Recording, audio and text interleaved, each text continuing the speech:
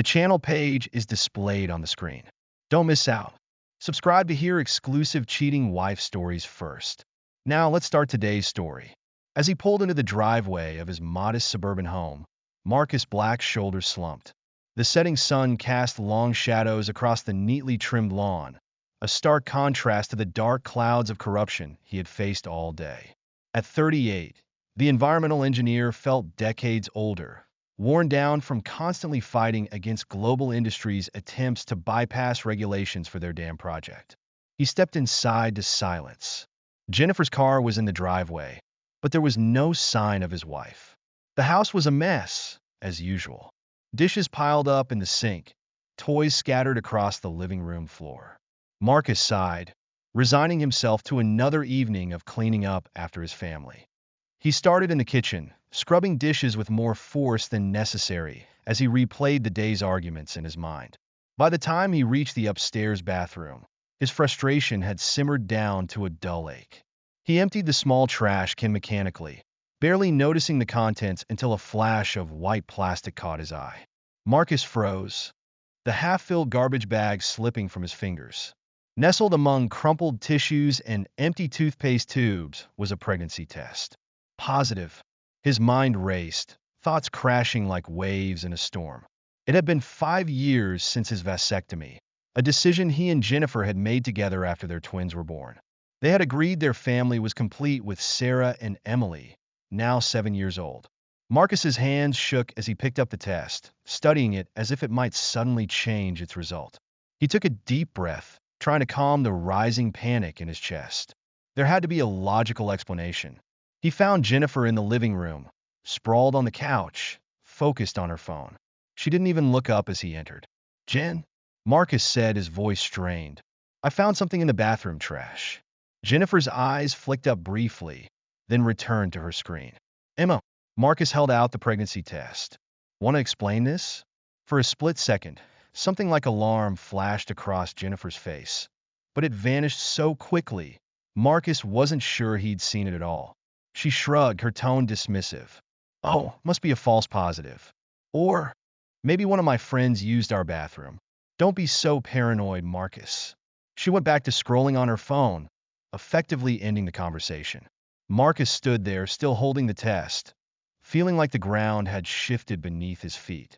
Jennifer's casual tone, her lack of surprise or concern, it all felt wrong. He opened his mouth to press further, but the words died on his lips. What if he was overreacting? Maybe it was a friend's test, or a false positive like she said. Starting an argument now would only make him look foolish and paranoid. Marcus retreated to the kitchen, tossing the test in the trash.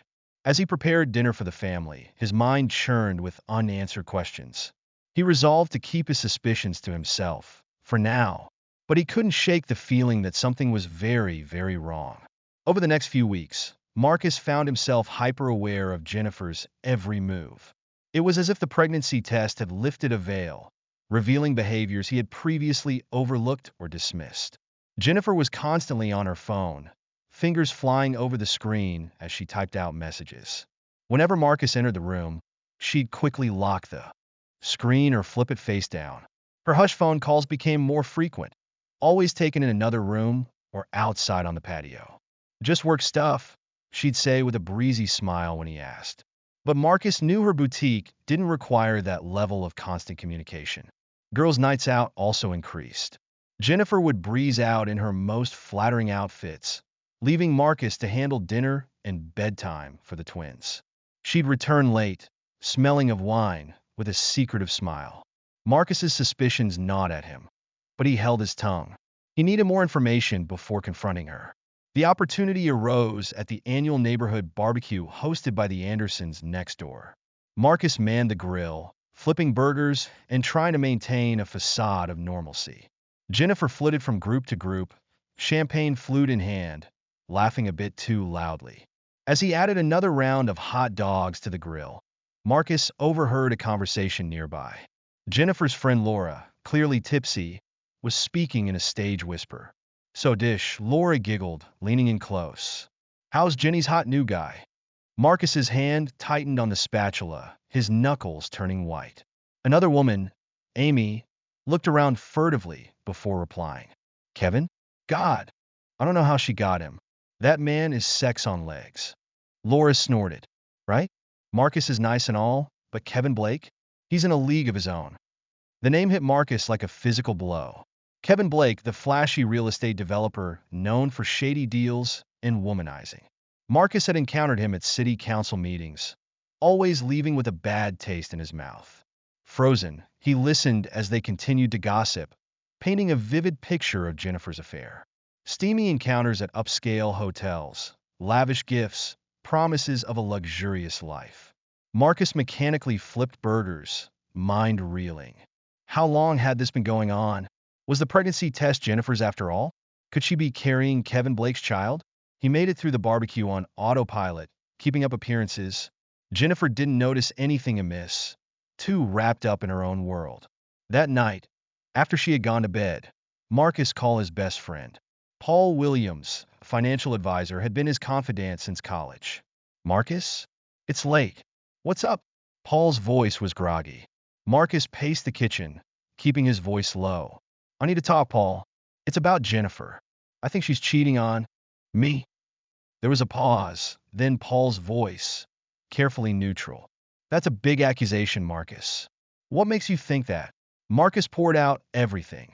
The pregnancy test, Jennifer's secretive behavior, and the barbecue gossip. Paul listened, asking for details. Jesus, Marcus, Paul finally said. It seems so unlike Jennifer. I know what I heard, Paul, Marcus insisted. I don't know what to do now. Paul sighed heavily. Look, don't do anything rash. Get some sleep. We'll meet for lunch tomorrow, okay? Marcus agreed, feeling a small relief. At least he wasn't alone in this. He thanked Paul and hung up, unaware that his supposed best friend was already dialing Jennifer's number in a sleek apartment across town. Jennifer's phone buzzed as she lay in Kevin's arms, frowning at the caller ID. Her face went pale. He knows, she whispered. How much? Kevin sat up fully now, his dark eyes narrowing. Jennifer listened for another moment before ending the call. We have a problem, she said, turning to face her lover. Marcus is getting suspicious. We need to be more careful. Kevin's laugh was cold and dismissive. Please, your husband wouldn't know what to do with this information if we handed it to him on a silver platter. He's too weak, too trusting. Jennifer's lips curled into a sly smile. You're right, of course. Still, we should take precautions. I'm not ready to give up this cushy life just yet. As they fell back into bed, planning and scheming, Marcus tossed and turned in his empty bed across town. Unaware that his closest friend had just betrayed him, he held on to the small comfort that he at least had Paul on his side. The following week found Marcus buried in work, desperately trying to gather evidence against Global Industries' illegal activities. The corrupt corporation was pushing hard to bypass environmental regulations for a massive new development, one that would devastate the local ecosystem.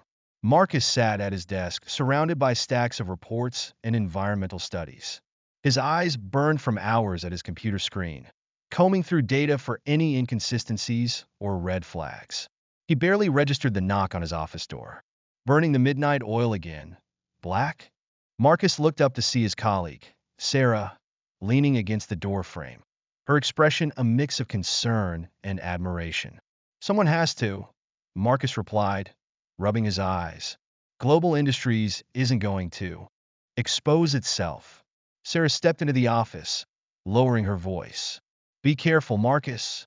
I've heard rumors that they're not above playing dirty to get what they want. Marcus's jaw tightened.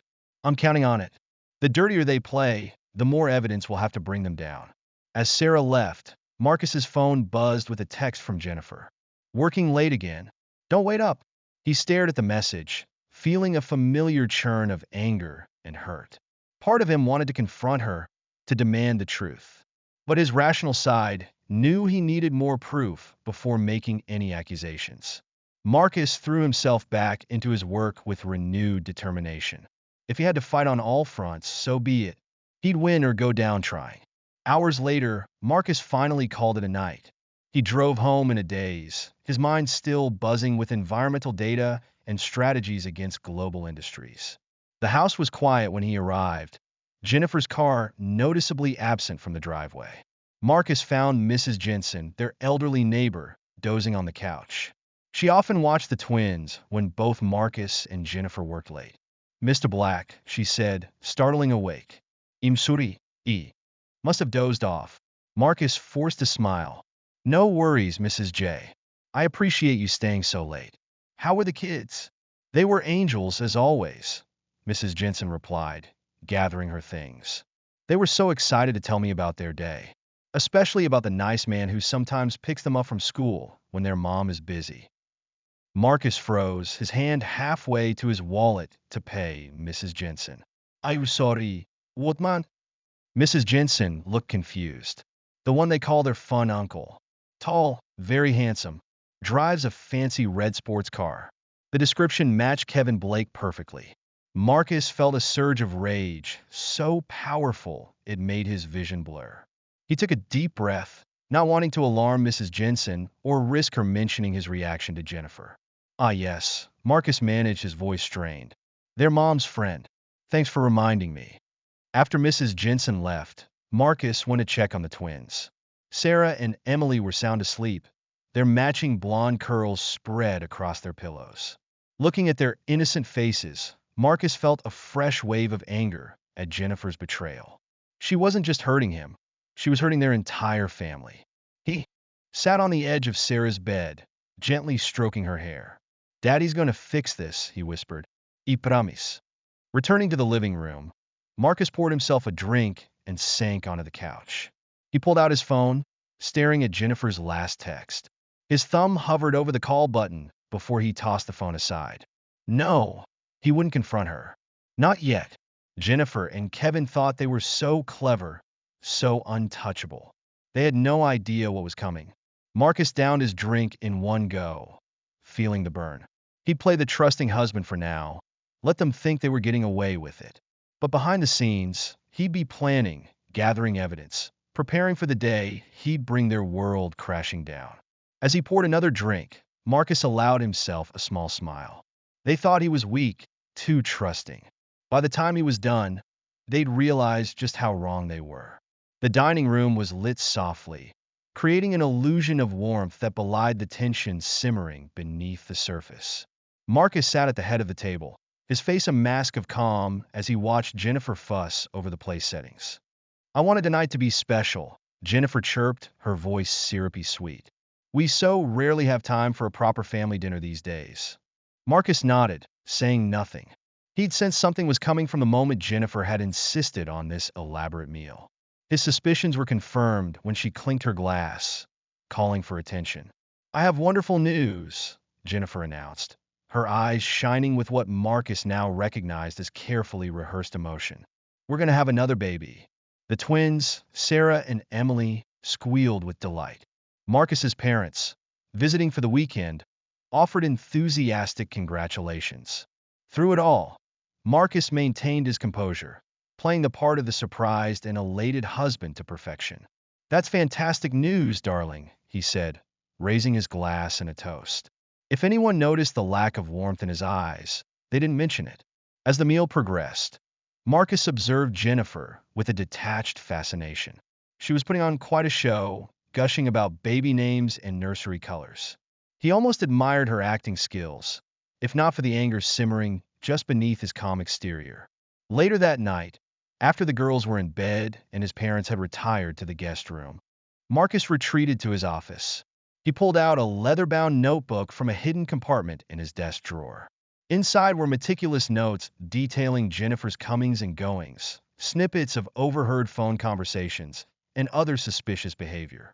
Marcus added today's date and a brief entry about the pregnancy announcement. He'd been documenting everything for weeks, building a case that would leave no room for doubt. But he needed more irrefutable proof that would hold up in court and in the court of public opinion. With a smile, Marcus picked up his phone and dialed a number he'd researched extensively. Thomas Reed Investigations. A gruff voice answered. Mr. Reed, I'd like to arrange a meeting. I have a delicate situation that requires your expertise. 2 days later, Marcus sat across from Thomas Reed in a nondescript diner on the outskirts of town. Reed was a burly man with shrewd eyes that missed nothing. He listened intently as Marcus laid out the situation, nodding occasionally and taking notes. I need ironclad evidence, Marcus finished. Photos, videos, financial records. Anything that proves the affair and any potential conspiracy against me. Reed leaned back, sizing Marcus up. This won't be cheap, Mr. Black, and it won't be pretty. Marcus met the investigator's gaze without flinching. Whatever it costs, whatever it takes, I want them exposed. As Marcus left the diner, his phone buzzed with a news alert. He froze, staring at the headline. Respected pediatrician Rebecca Stevens honored for Children's Health Initiative. The accompanying photo showed an elegant woman with kind eyes accepting an award. Marcus's mind raced. Rebecca Stevens, Kevin's wife. Another innocent caught in the crossfire of Jennifer and Kevin's selfish actions. For a moment, Marcus hesitated. Was he going too far? But then he remembered the look on Jennifer's face as she announced her pregnancy, the casual way she involved their children in her deception. That evening, using a public computer at the library and a disposable email address, Marcus composed a message to Rebecca Stevens. It was brief, providing just enough information to raise suspicions without revealing his identity. He attached a photo Reed had already provided of Kevin and Jennifer entering a high-end hotel together. As he hit send, Marcus felt a surge of satisfaction. Let them all face the consequences of their actions. He was done being the oblivious, trusting husband. It was time for the architect of justice to begin his work. Weeks passed, and Marcus's web of intelligence grew ever wider. Thomas Reed proved to be worth every penny, providing a steady stream of damning evidence against Jennifer and Kevin. But it was Marcus's own investigation that uncovered the most shocking betrayal of all. As Jennifer's baby shower approached, planned with nauseating enthusiasm by her friend Lisa, Marcus found himself reviewing some troubling discrepancies in his financial records. Something wasn't adding up, and the trail led straight to his supposed best friend, Paul Thompson. Marcus sat in his car outside Paul's office building, his hands clenched on the steering wheel. He trusted Paul with everything. His suspicions about Jennifer, his fears for his marriage, even the management of a significant portion of his investments. Now, staring at the bank statements spread across the passenger seat, Marcus felt a cold fury building inside him. Not only had Paul been helping Jennifer hide her affair for months, but he'd also been embezzling funds from Marcus's accounts. The money trail led to a new property development spearheaded by none other than Kevin Blake. Marcus's first instinct was to storm into Paul's office and confront him, but as he reached for the door handle, he paused. No, that wasn't a smart play. Paul, Jennifer, Kevin, they all thought they were so clever, so untouchable. Let them keep thinking that, right up until the moment Marcus pulled the rug out from under them.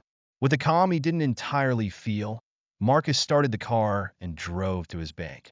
He spent the next few hours moving his remaining assets to secure accounts, leaving just enough in the compromised ones to avoid raising suspicion. As he worked, his mind raced with plans within plans, mapping out his path to justice. That evening, Marcus met Paul for their regular beer and pool night at O'Malley's pub. He laughed at Paul's jokes, commiserated about work stress, and pretended not to notice the slight tremor in Paul's hand when Jennifer's name came up in conversation. You know, Paul, Marcus said as they were leaving, clapping his friend on the shoulder, I don't know what I'd do without you. You've been a rock through all this craziness with Jennifer. Paul's smile was strained, a flash of guilt in his eyes for just a moment. That's what friends are for, right? You can always count on me. I know, Marcus replied, his own smile never reaching his eyes. Believe me, I know. As Paul's car disappeared around the corner, Marcus's genial expression hardened into one of determination. He pulled out his phone and dialed a number he'd saved for just the right moment. Sherry Woodward's office, a crisp voice answered. Ms. Woodward, this is Marcus Black. I find myself in need of a very discreet and very determined attorney. I was told you're the best. Back at work, Marcus threw himself into his case against Global Industries with renewed vigor. The corporation's attempts to bypass environmental regulations for their new development had grown increasingly blatant, and Marcus was determined to bring them down. Late one night, As Marcus pored over environmental impact reports and zoning laws, a hesitant knock sounded at his office door. He looked up to see Buddy Green, a young environmental journalist he'd crossed paths with at city council meetings. "Mr. Black? I hope I'm not interrupting," Buddy said, fidgeting with his press badge. "I've been following your work against global industries, and, well, I think I might have some information that could help." Marcus leaned back in his chair, studying the nervous journalist. "Come in, Mr. Green. Close the door behind you. I think we have a lot to discuss." For the next few hours, Marcus and Buddy pored over documents, connecting dots and building a case that would blow the lid off global industry's illegal activities. As the first rays of dawn crept through the office blinds, Marcus felt a spark of hope. Here, at least, was one battle he could win cleanly. "This is dynamite, Mr. Black," Buddy said, his eyes shining with the zeal of a journalist on the verge of a career-making story. "With your insider knowledge and my sources, we could really expose global industries for what they are." Marcus nodded, a slight smile playing at his lips. "That's the plan, Mr. Green. Let's take them down."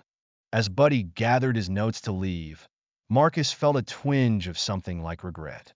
Here was someone driven by a genuine desire for justice, untainted by the betrayal and deceit that had come to define Marcus's personal life. For a moment, he envied the young journalist's straightforward mission. But as Marcus turned back to his desk, his eyes fell on a framed photo of Sarah and Emily.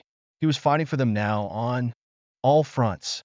There would be time for regrets later, if he allowed himself to have any at all.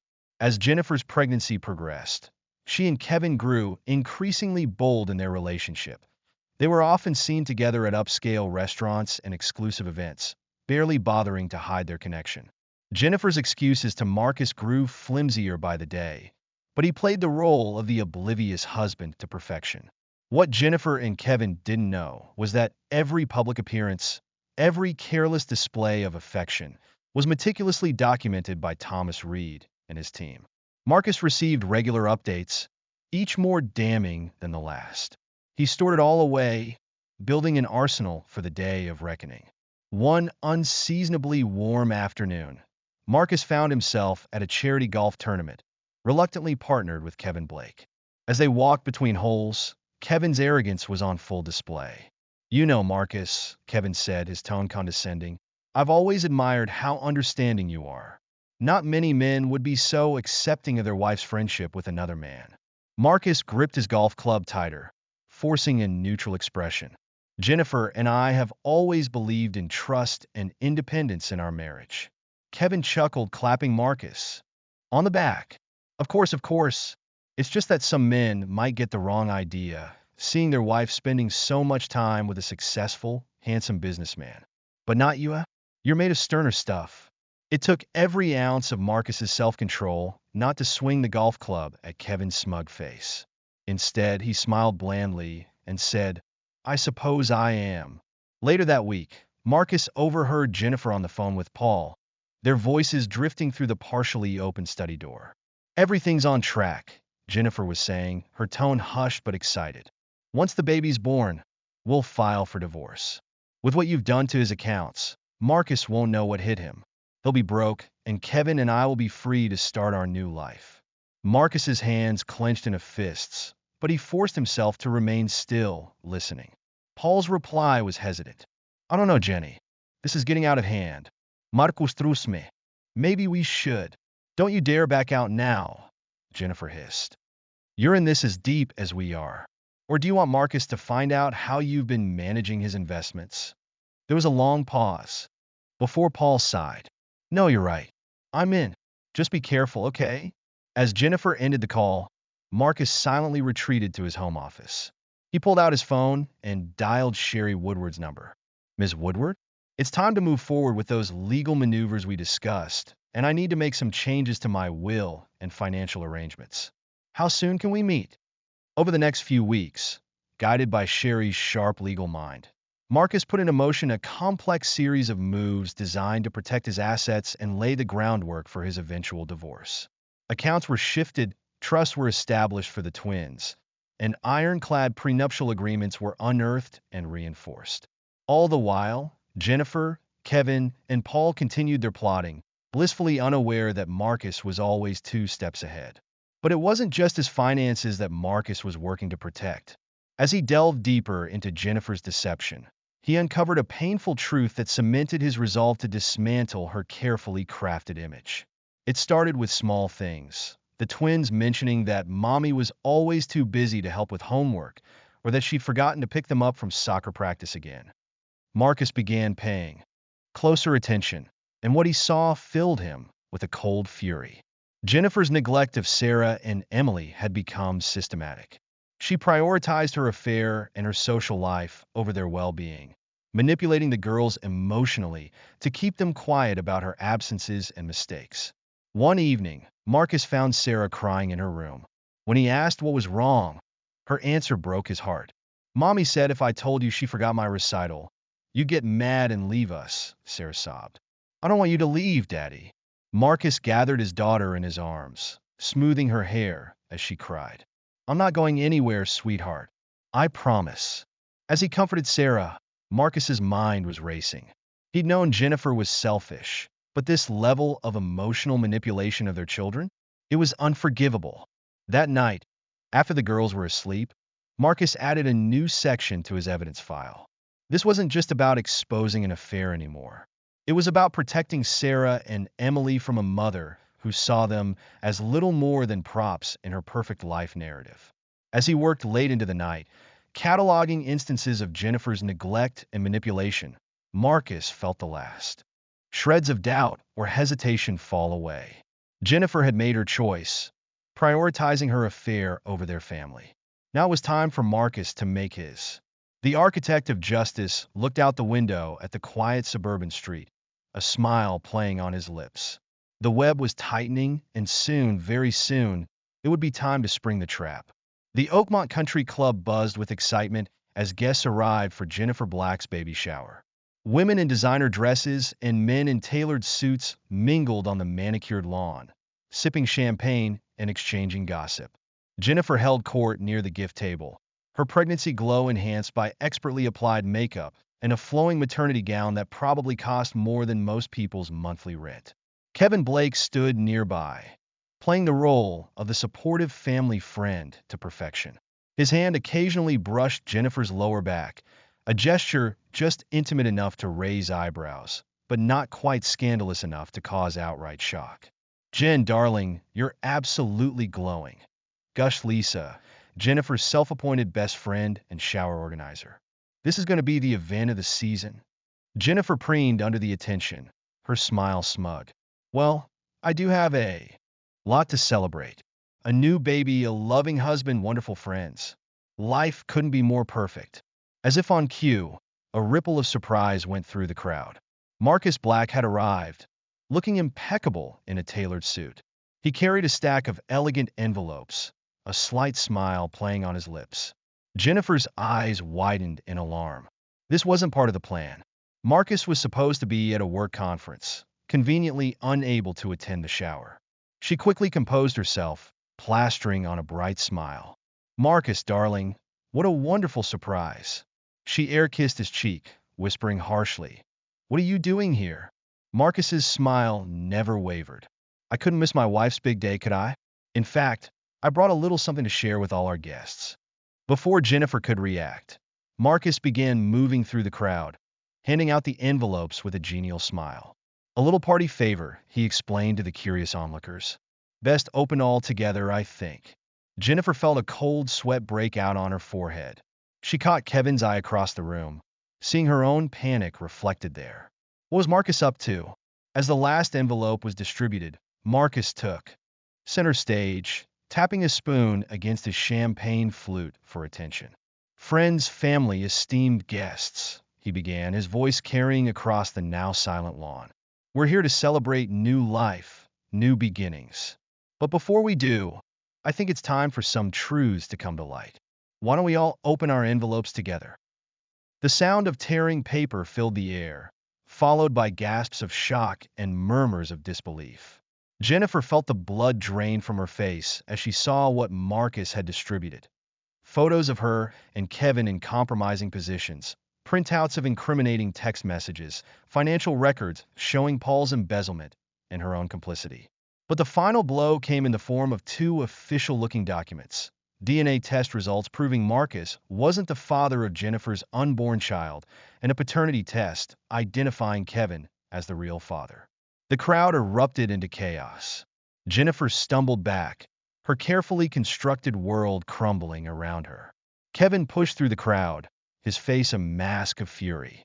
"You bastard," he snarled at Marcus. "You had no right." Marcus's laugh cut him off. "No right? To expose your affair with my wife? To reveal how you planned to trick me into raising your child? Oh, I think I had every right, Kevin." He pulled out his phone, tapping the screen. Suddenly, Jennifer and Kevin's voices filled the air, discussing their plans in explicit detail. Jennifer felt bile rise in her throat as she heard herself laugh about how easy it would be to fool Marcus. A commotion near the back of the crowd drew everyone's attention. Rebecca Stevens, Kevin's wife, had arrived just in time to hear the damning recording. Her face was a study in shock and fury as she stormed towards her husband. "You son of a," Samantha hissed, and the crack of her palm against Kevin's cheek echoed across the suddenly silent gathering. Without another word, Samantha spun on her heel and strode away, leaving a stunned Kevin in her wake.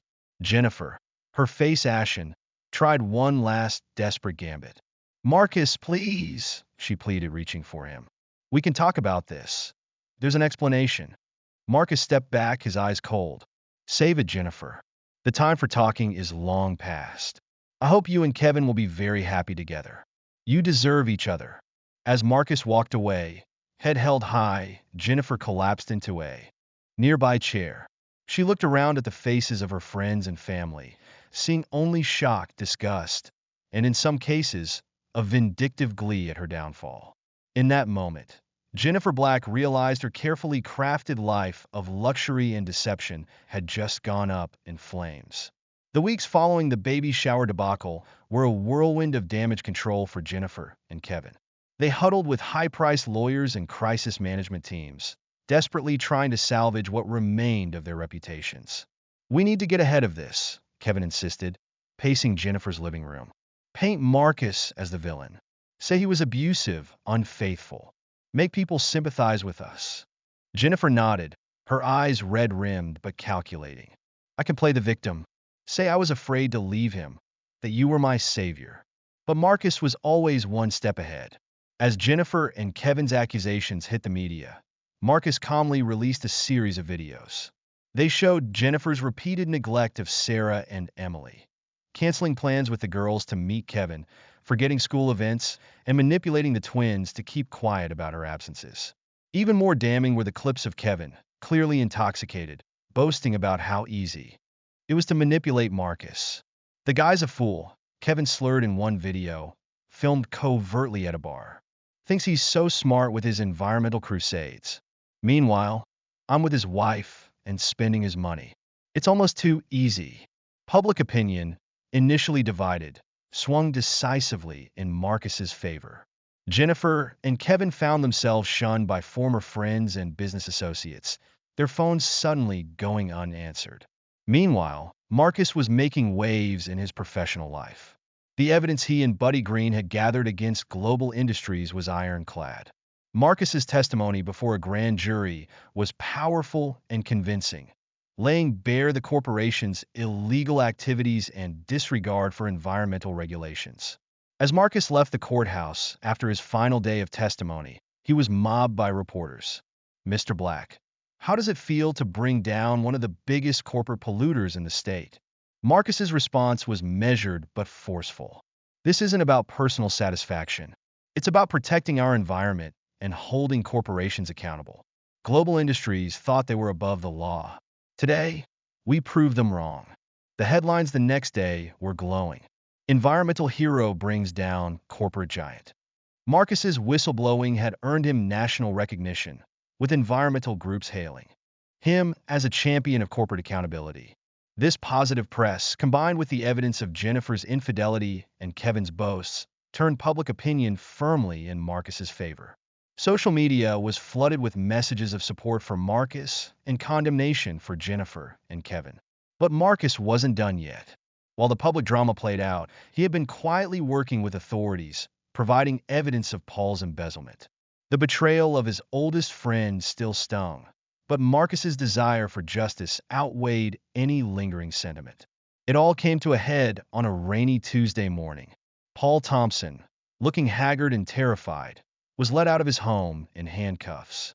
He had been caught trying to board a flight to a non-extradition country with a suitcase full of cash and a fake passport. As Paul was shoved into the back of a police car, his eyes met Marcus's. Marcus stood on the sidewalk, watching him passively as his former friend was taken away. There was no satisfaction in his gaze, only irresolution. Another piece of the puzzle had fallen into place. The news of Paul's arrest sent shockwaves through their social circle.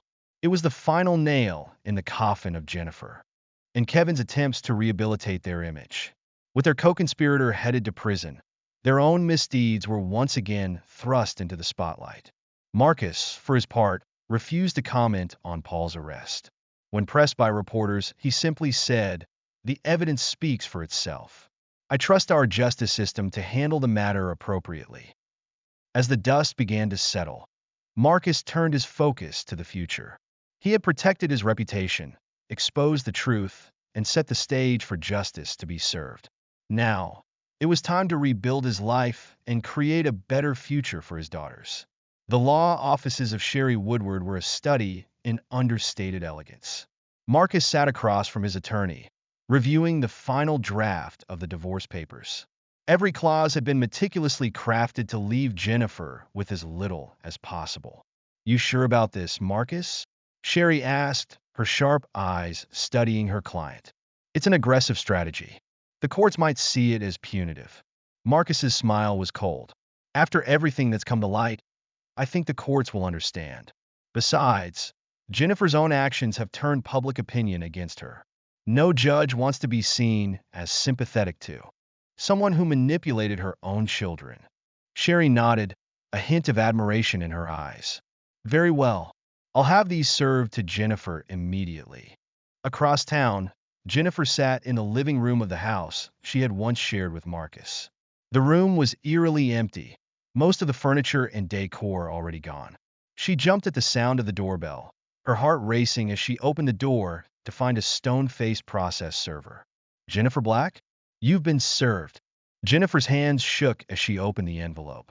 As she read through the divorce terms, her face drained of color. Marcus was leaving her with nothing. No alimony, no share in their assets, not even her car. The only thing she would retain was the clothes on her back and the unborn child she carried. "He can't do this," she shrieked, causing the process server to take a step back. "I'll fight it."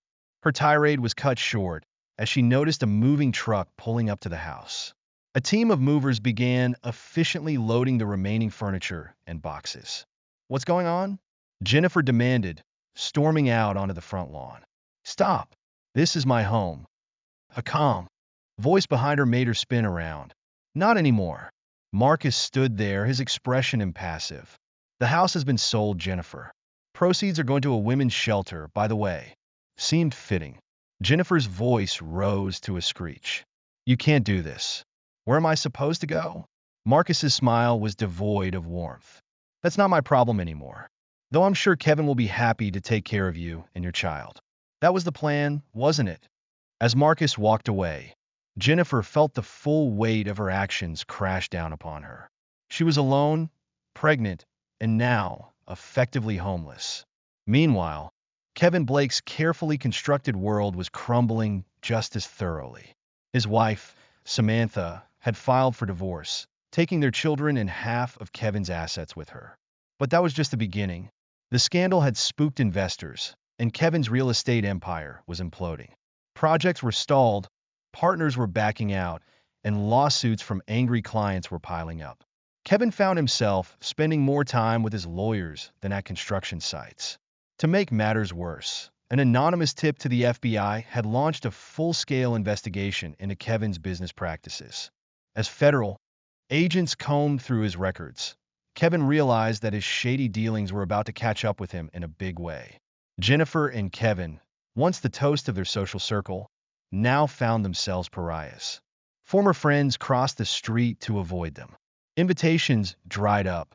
Whispers and pointed fingers followed them everywhere they went. Finally, unable to bear the constant scrutiny and judgment, they made the decision to leave town, their carefully constructed lives in shambles. Marcus, on the other hand, was thriving. The family court, presented with overwhelming evidence of Jennifer's infidelity and emotional manipulation of the children, had granted him full custody of Sarah and Emily.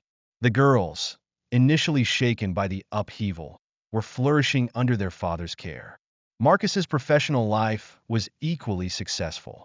He used his newfound fame and respect to start a foundation supporting environmental causes and helping children affected by parental infidelity.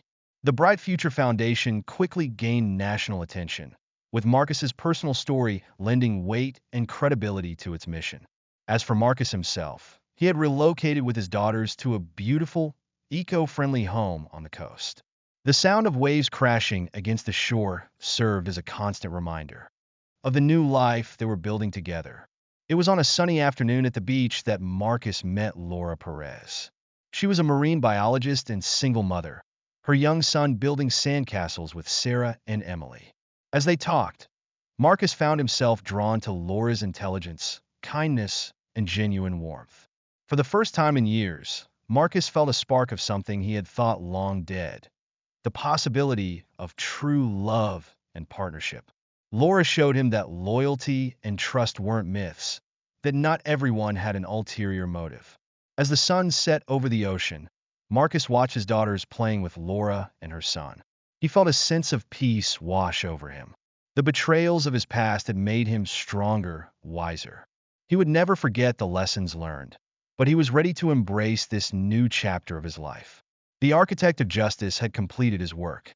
Now, it was time for Marcus Black to build something new, a future filled with love, trust, and the family he deserved. Epilogue. 5 years later, the bustling courthouse in downtown Manhattan hummed with activity as Jennifer Black, now Jennifer Thompson, was led away in handcuffs. Her once impeccable appearance was a shadow of its former self. Designer clothes replaced by a drab jumpsuit, perfectly coiffed hair, now limp and graying. The judge's words still rang in her ears. 10 years for fraud, embezzlement, and conspiracy. Jennifer's fall from grace had been spectacular and complete. After fleeing her old life, she and Kevin had tried to start over in New York City, but their past misdeeds continued to haunt them.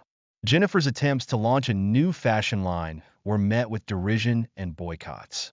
Investors, burned once by the scandal, steered clear. Desperate and running out of options, Jennifer and Kevin had turned to increasingly risky ventures. A Ponzi scheme targeting wealthy divorcees had seemed like the perfect plan until it all came crashing down. Now, Jennifer faced a decade behind bars, her unborn child long since given up for adoption. Kevin Blake's fate had been no less dire. His FBI investigation had uncovered a web of corruption that spanned years. Money laundering, bribery, and connections to organized crime. The charges had piled up like a house of cards. In the end, Kevin had tried to flee the country, only to be caught in a dramatic airport takedown. Now serving 25 years in a federal penitentiary, Kevin's once charming smile had twisted into a bitter scowl. His fellow inmates, many of them victims of predatory real estate practices, took particular pleasure in reminding Kevin of his new lowly status. Back in their old hometown, life had moved on. Paul Thompson, released after serving 3 years for embezzlement, scraped by working as a night janitor at the same country club where he had once been a valued member. His financial acumen was now limited to stretching his meager paycheck to cover rent on a dingy studio apartment. Samantha Blake, Kevin's ex-wife, had found unexpected strength in the aftermath of the scandal. Using her share of the divorce settlement, she had opened a pediatric clinic serving underprivileged communities. Her work brought her a sense of purpose and fulfillment she had never known in her marriage to Kevin. Buddy Green's expose on global industries had catapulted him to journalistic stardom. Now a respected environmental correspondent for a major news network, Buddy often collaborated with Marcus's foundation on hard-hitting investigative pieces. And what of Marcus Black, the architect of this grand pursuit of justice. The years have been kind to him, lines of experience etched around eyes that now sparkled with contentment rather than simmering rage. The Bright Future Foundation had grown into a powerhouse nonprofit, its dual mission of environmental protection and supporting children of broken homes earning accolades nationwide. Marcus's office walls were lined with awards and commendations, but he took the most pride in the letters from families his organization had helped. Sarah and Emily, now teenagers, had blossomed under their father's care. The trauma of their early years had faded, replaced by the security of knowing they were truly loved and supported. Both girls showed a passion for environmental science, often joining their father on foundation projects during school breaks. Marcus's personal life had flourished as well. His relationship with Laura Perez had deepened over the years, built on a foundation of trust, respect, and shared values. They had married in a small ceremony on the beach 2 years ago, their children serving as attendants. Their blended family lived in harmony in the eco-friendly coastal home, which had been expanded to accommodate everyone comfortably. Laura's marine biology work complemented Marcus's environmental initiatives, and together they were a formidable force for positive change in their community. On this particular evening, Marcus stood on the deck of their home, watching the sun set over the ocean. Laura joined him, slipping her hand into his. "Penny for your thoughts?" she asked, leaning her head on his shoulder. Marcus smiled, drawing her close. "Just thinking about how far we've come, how different things could have been." Laura nodded, understanding in her eyes. She knew Marcus's full story and had helped him work through the lingering pain and anger. "Do you ever regret it? How things ended with Jennifer and the others?" Marcus was quiet for a moment, considering. "I regret that it was necessary," he said finally. "But I don't regret protecting myself and the girls. We built something beautiful from the ashes of that betrayal." As if on cue, laughter drifted up from the beach where their children were having an impromptu bonfire. Sarah and Emily were animatedly explaining tide pools to Laura's son, their faces alight with enthusiasm. "We certainly did," Laura agreed, her voice warm. They stood in comfortable silence, watching their family below. Marcus felt a deep sense of peace settle over him. The past couldn't be changed, but it had shaped him into the man he was today. A man who understood the value of true loyalty, the strength found in adversity, and the power of using one's skills for positive change. The architect of justice had long since laid down his tools. In their place, Marcus Black had become an architect of hope, building a legacy that would far outlast the echoes of past betrayals. As the stars began to twinkle overhead, Marcus and Laura joined their children on the beach. Tomorrow would bring new challenges, new opportunities to make a difference. But for now, surrounded by the family he had fought so hard to protect and the love he had once thought lost forever, Marcus was exactly where he was meant to be. The story of the Black family wasn't one of unending happiness. Life was too complex for that. But it was a story of resilience, of justice served, and of the power of choosing to build a brighter future, no matter how dark the past. And for Marcus, that was a story worth living. Thank you for watching the video until the end. Don't forget to hit like, subscribe, and turn on notifications so you won't miss any new videos from us. What do you think about today's topic? Leave your thoughts in the comments below. And if you found the video helpful, feel free to share it with your friends and family. We hope you had a great time. See you in the next video with even more exciting content. Make sure to subscribe so you don't miss out.